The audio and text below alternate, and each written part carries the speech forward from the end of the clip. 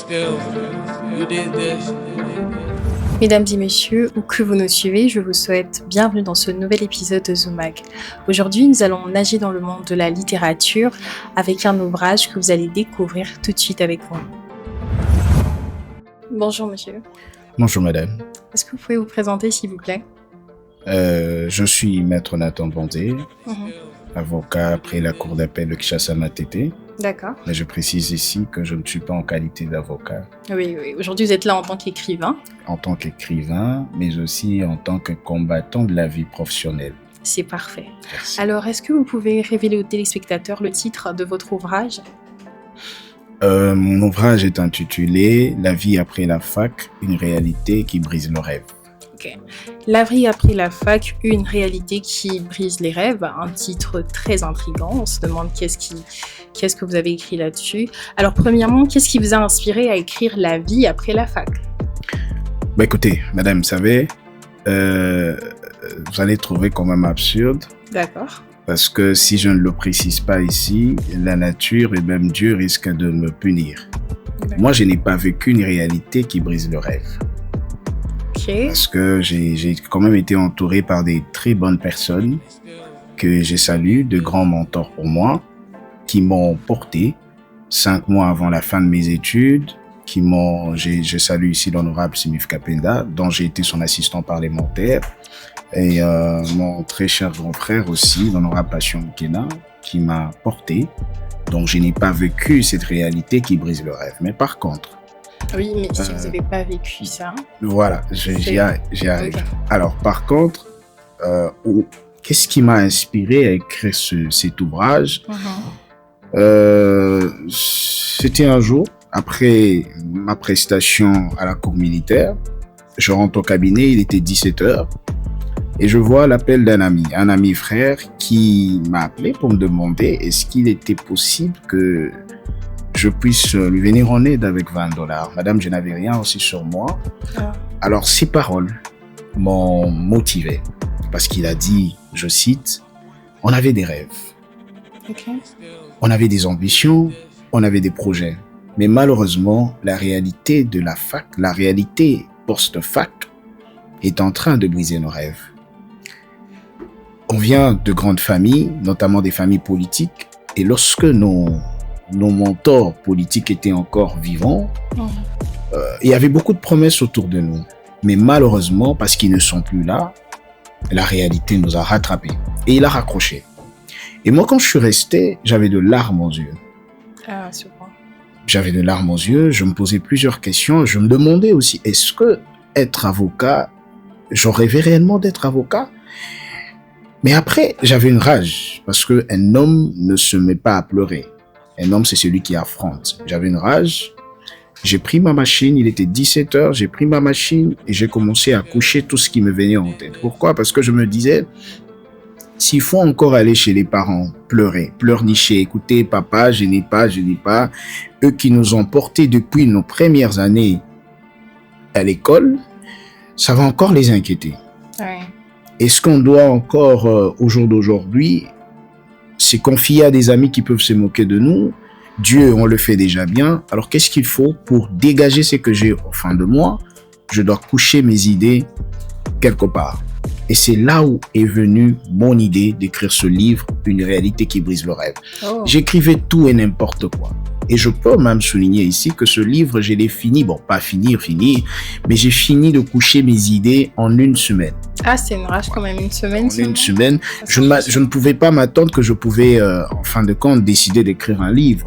J'écrivais n'importe quoi. Quand je dis n'importe quoi, c'est n'importe quoi. Parce que normalement, si vous lisez ce livre, vous allez voir que c'est quand même un livre qui n'accuse pas les gestionnaires de la Res Publica, mais c'est quand même un livre qui met à nu les politiques.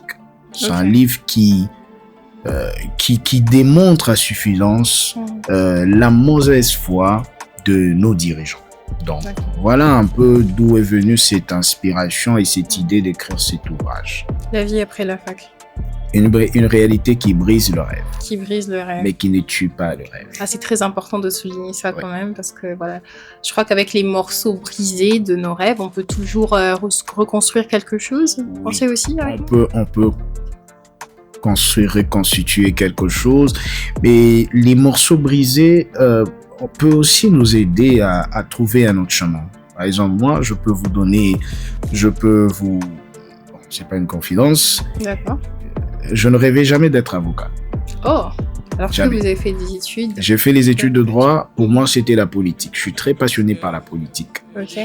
Mais les réalités que j'ai rencontrées aussi dans ma vie m'ont poussé à devenir avocat. Ça veut dire, je me dis, écoutez, le seul moyen pour moi pour défendre ce pays, c'est peut-être défendre la population congolaise qui est en difficulté.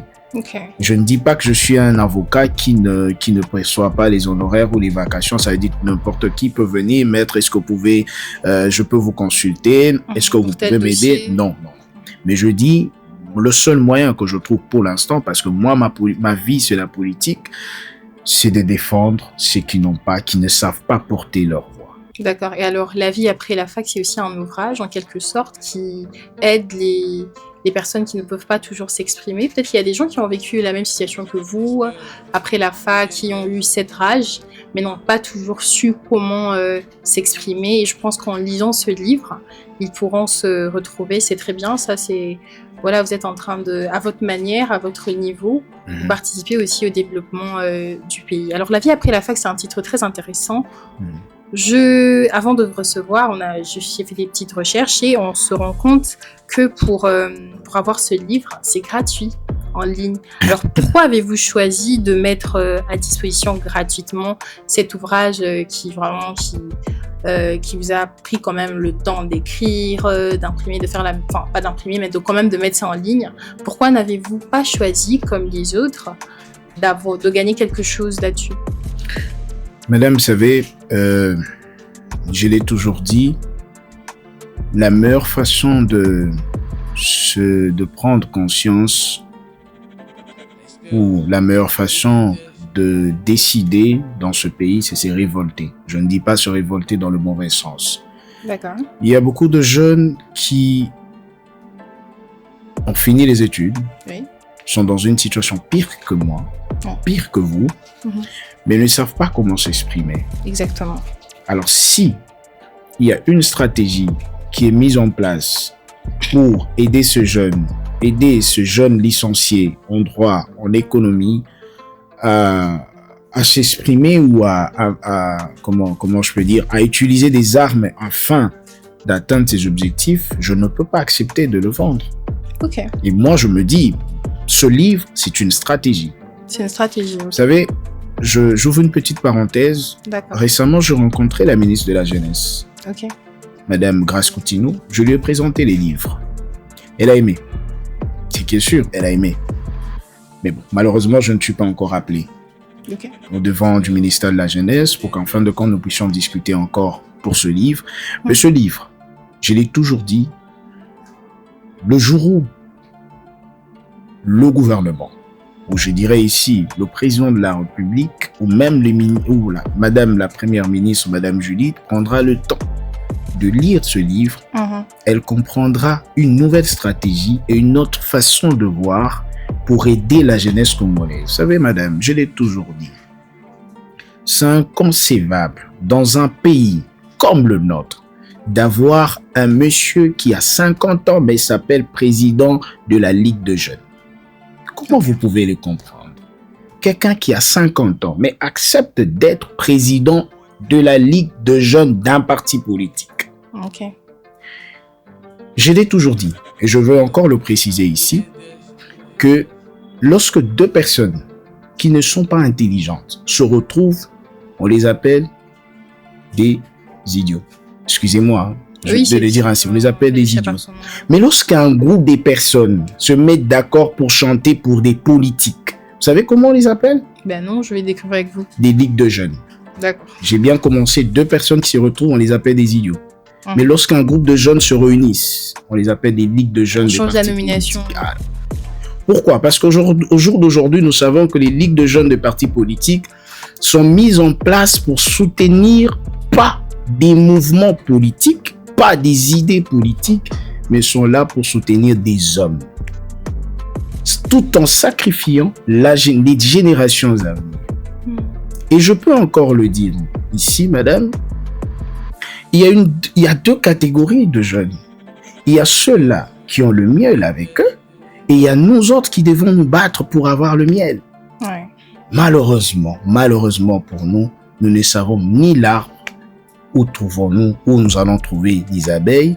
Nous ne savons ni le chemin où nous allons trouver ces abeilles. Donc, on ne sait pas comment s'y prendre. Alors, la moindre chose à faire, c'est écrire ce livre. Écrire, ok. Écrire ce livre. Et le mettre en ligne à la disposition. Si 12 000 jeunes, 10 000 jeunes vont prendre le temps de lire ce livre, ils vont avoir une autre philosophie et vont se mettre dans leur tête que nous ne pouvons rien attendre, n'est-ce pas, de ceux-là que nous appelons aujourd'hui des politiques. Voilà un peu pourquoi j'ai mis ce livre en ligne gratuitement. Ah, c'est une bonne initiative. Alors, dans le livre, vous soulignez le contraste entre les promesses universitaires et les réalités du terrain. Pourriez-vous, s'il vous plaît, partager une expérience concrète qui illustre ce décalage entre la vie universitaire et le monde professionnel? Madame, vous savez, c'est une très bonne question. Merci. J'ai personnellement rencontré plusieurs promesses. Je crois que vous aussi, vous avez rencontré plusieurs promesses. Oui, on a tous rencontré. Et moi, je n'aimerais pas citer le nom, mais comme je l'avais dit au début, que je viens d'une famille politique. Okay. Ça veut dire une famille où le leader de la famille, malheureusement, qui n'est plus, était un politique. Et lors, je dirais, de son vivant, on rencontrait souvent des promesses finies. Et tu auras ton bureau. On va te pistonner à tel endroit, à tel autre. Tu seras à tel endroit. Fini, tu feras ça. Malheureusement, une année avant la fin de mes études, il est parti. Dommage. Désolé. Il est mort. Il fallait reconstituer ses rêves. Il fallait recalculer les tirs. Et je peux le dire, tout ce monde qui fournissait des belles paroles nous ont tourné le dos. Et c'était très difficile. Et moi, pour moi, c'est vrai que je l'ai dit en introduction, que c'était pas, moi je n'ai vraiment pas tellement vécu cette réalité qui brise le rêve. Mais au moins, je peux remettre en cause que est-ce que être avocat était réellement mon rêve? Est-ce que être dans ce cabinet politique était réellement mon rêve? Donc, c'était très difficile de relier la vie académique que je rencontrais et la vie professionnelle. Mais Dieu étant bon, nous sommes en train de nous en sortir et reconstituer encore nos rêves. Pas le tuer, mais le reconstituer. Donc, voilà un peu. D'accord. Alors là, les gens sont en train de suivre et vous avez souligné au début que, heureusement pour vous, vos rêves n'ont pas été brisés. Alors, ça peut être comme un paradoxe, heureusement, qu'ici, sur le plateau, vous expliquez comment il vous est venue l'idée de rédiger ce livre. Est-ce que dans le livre, on trouve aussi une partie, vous expliquez clairement que ce n'était pas votre cas, mais voilà, vous avez quand même pu écrire quelque chose par rapport aux événements que vous avez vécus? Bon, c'est vrai que je n'ai pas totalement précisé le cas dans le livre, dans le livre, mais j'ai quand même rendu de grands hommages à toutes ces personnes qui m'ont aidé. Mais aussi soulignons que moi j'ai eu la grâce de travailler avant la fin de mes études. En fin de compte, madame, vous savez, quand on écrit un livre, on ne l'écrit pas pour soi. C'est vrai. Parce que je devais dire la vie après la fac, une réalité qui brise mes rêves. Mais je n'ai pas dit qui brise mes rêves, qui brise le rêve. Si je ne parle pas de moi, je parle de tous ces jeunes qui viennent de finir leurs études, qui sont en train de chercher le travail, mais malheureusement, la réalité post-universitaire le montre une autre facette de la vie. Ok, donc, non, voilà. Je peux dire. Ok, donc vous avez écrit le livre, pas forcément pour vous, mais... Non, pas forcément pour moi. Je l'ai peut-être écrit aussi pour vous. Prenez le temps de lire le livre. Je le dis, est-ce que votre rêve était d'être ici?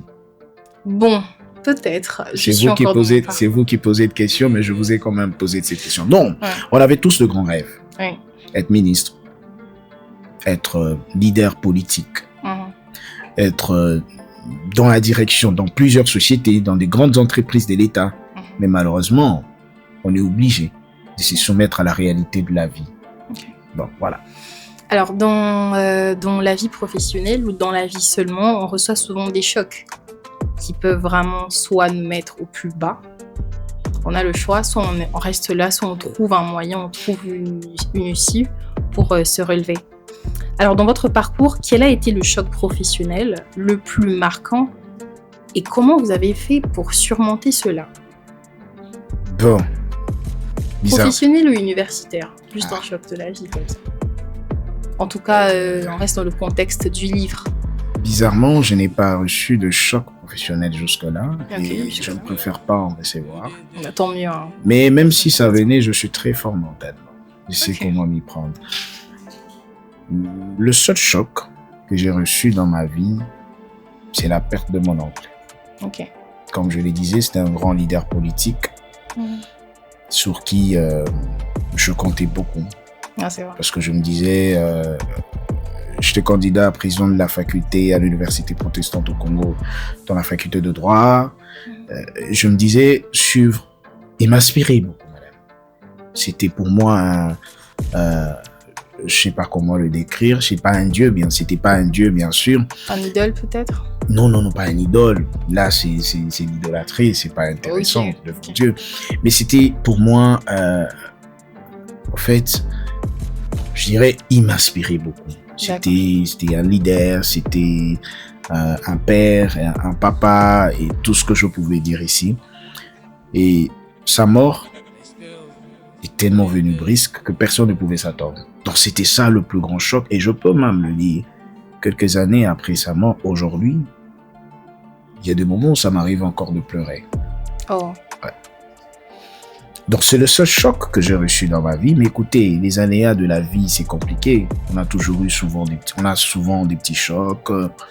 On a souvent des embûches. La vie n'est pas parfaite. Il y a les épines. Donc à ça, on s'adapte. Mais en fin de compte, on croit en Dieu, on se dit, malgré tout, on va se relever. On va se relever, voilà, c'est ça, c'est vraiment le plus important. C'est ça le plus important, on va se relever, on tient le coup, on se dit, écoutez, l'avenir appartient à Dieu. Nous, ce que nous devons faire actuellement, c'est nous battre et de travailler sur notre personne. Alors là, je vais vous mettre vraiment dans un contexte bien précis. On va prendre une illustration. Je suis en master, je viens de finir mes études et comme par hasard, je tombe sur votre livre en ligne. En quoi ce livre peut-il m'aider? En quoi ce livre peut vous aider? Je viens de finir mes études, je tombe sur le livre en ligne, surtout qu'il est gratuit. Déjà, ce livre va vous réconforter. Ok. Ce livre va vous réconforter. Ce livre va vous motiver à ne pas compter sur le politique. Ce livre va vous motiver à ne pas compter sur les individus parce qu'ils peuvent mourir un jour. Ce livre va aussi vous donner une idée que lorsqu'on est sous les bonnes études, cela ne suffit pas qu'on doit se limiter qu'à être étudiant. C'est le moment de se construire. C'est le moment de préparer notre avenir. C'est le moment de réfléchir sur quoi nous pouvons faire après l'université. Ce livre va aussi vous motiver à pas, si un jour vous vous rencontrez dans une situation difficile où la réalité brise vos rêves, ce livre va vous motiver à ne pas tuer vos rêves, mais à vous dire que nous pouvons encore retracer notre chemin afin d'arriver ou d'atteindre nos rêves. Madame Seri, ce livre est une grande stratégie de la réussite de la jeunesse congolaise. Parce que ça vous incite à comprendre la réalité. Je veux vous donner, c'est vrai que vous allez dire que je réponds à vos questions, mais j'ai l'habitude de commenter. Quel est le jour, madame, Vous avez vu à la RTNC où on passe le communiqué qu'à la DGDA et dans d'autres entreprises, je tais les noms, dans d'autres entreprises de l'État, on recrute. Bon, La non. dernière fois, c'était quand? Non, j'ai jamais vu à la télévision. Cependant, dans les journaux écrits comme ça par papier, il y a souvent des entreprises. Vous avez déjà qui déposé le CV Non, et on vous a rappelé. non, pas du tout. Mais vous avez, la dernière fois que vous avez vu la police nationale, je ne décourage pas ceux-là qui veulent faire la police et l'armée. Ok. La dernière fois que vous avez vu, ça date de quand? La police La police est en train de recruter. La dernière fois, ça date de quand? Je crois il y a un an, là, Il y c'était a pour les un an. jeunes femmes. Mais on a vu des autorités faire le tour de la République pour demander aux gens d'adhérer Oui, dans l'armée et dans la police. Je précise ici que je ne décourage pas ceux-là qui veulent faire l'armée et la police. Mais pourquoi pour les grandes entreprises, pourquoi pour les grandes boîtes, on ne fait pas cette campagne? ça c'est une bonne question. Mais lorsqu'il s'agit de l'armée et de la police, on fait cette campagne. En recours aux jeunes, Je vais encore vous poser une autre question, madame. je crois qu'on fait un peu un échange de rôle là. Mais bon, Non. ça va. C'est pas une question que je vous pose, mais c'est une question que je pose à la jeunesse congolaise. Ça fait combien d'années que vous entendez le nom des différents politiques? Bon, je reformule ma question. Ouais. Il y a certains politiques que je ne peux pas citer ici, que vous avez entendus depuis Mobutu, Laurent Désiré Kabila, Joseph Kabila et Félix Tshisekedi, n'est-ce pas? Oui. Et vous vous êtes déjà dit combien ce gens-là ont porté avec eux des jeunes qui ne sont pas de leur famille? Vous avez déjà posé cette question?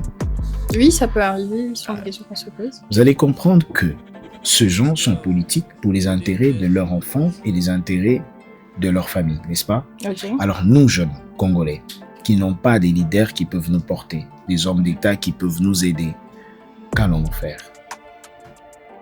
C'est une question qu'on doit se poser. Ouais. Alors la réponse à cette question, c'est ce livre. Se trouve dans le livre. Se trouve C'est une stratégie pour les jeunes. une stratégie. Ok. J'étais en train de discuter avec vous. Mhm. Au jour d'aujourd'hui, nous voyons des licenciés en droit devenir TikTokers. Ça c'est vrai. Vous trouvez ça normal dans Pas un du pays tout. Non, pas du tout. comme la RDC? Non. Vous trouvez dans notre pays, c'est pour la première fois que nous rencontrons dans un pays normal, Mhm. un économiste devenir communicateur. Ouais, c'est vrai. Vous Ce avez sont fait des quoi à alternatives. l'université? La communication. Merci de faire ces concours. De travailler dans quoi vous avez fait. Ouais. Mais moi, je rencontrais des personnes qui ont fait la médecine, devenir assistant dans un cabinet d'avocat. Est-ce que c'est normal, madame? Non, pas du tout. Et ils se contentent de ça. Alors, la stratégie pour renverser cette situation se trouve dans ce livre. Dans le livre. C'est pas normal. Ne normalisons pas la bêtise. C'est une bêtise, ça. Mhm. Alors, madame, ce livre, je le dis encore, je le redis, c'est une stratégie de la Russie. C'est une stratégie dont même le gouvernement, même ce pays, les dirigeants de la République devraient normalement prendre Le temps de Pour- parcourir cela. de parcourir ce livre pour aider ce jeune qui vient de finir. On sait que on ne peut pas tous être engagés à la fonction publique. On le sait. On sait tous qu'on ne peut pas être soutenu par un pays afin d'investir. On le sait. Mais prenez le temps de lire certaines stratégies. Je n'ai pas été que plaintif dans ce livre. Ok. J'ai donné aussi de réponses. Dans ce livre est une grande réponse. Et jusque-là, je peux vous dire que je n'ai pas encore fait les vernissages, mais je me suis précipité à le mettre en ligne. Ok. Le temps viendra où je ferai le vernissage de ces livres. D'accord. Nous serons très ravis d'y participer aussi. Vous serez invité, madame. D'accord. Merci beaucoup. Nous sommes en train de chuter. Alors, c'est vrai que le livre est en ligne, mais comment est-ce qu'on peut s'en procurer en ligne? J'ai le lien avec moi. Ok. Je crois que je vais vous laisser le lien. Ouais. Tout celui qui veut prendre connaissance de ce livre, lire, feuilleter ce livre, faut cliquer sur le lien et le lien va directement le ramener à quelques pages et il va prendre le temps de lire ce livre. D'accord. Merci beaucoup, Monsieur Nathan. C'était un plaisir de vous recevoir sur notre plateau. C'est moi qui vous remercie. Merci.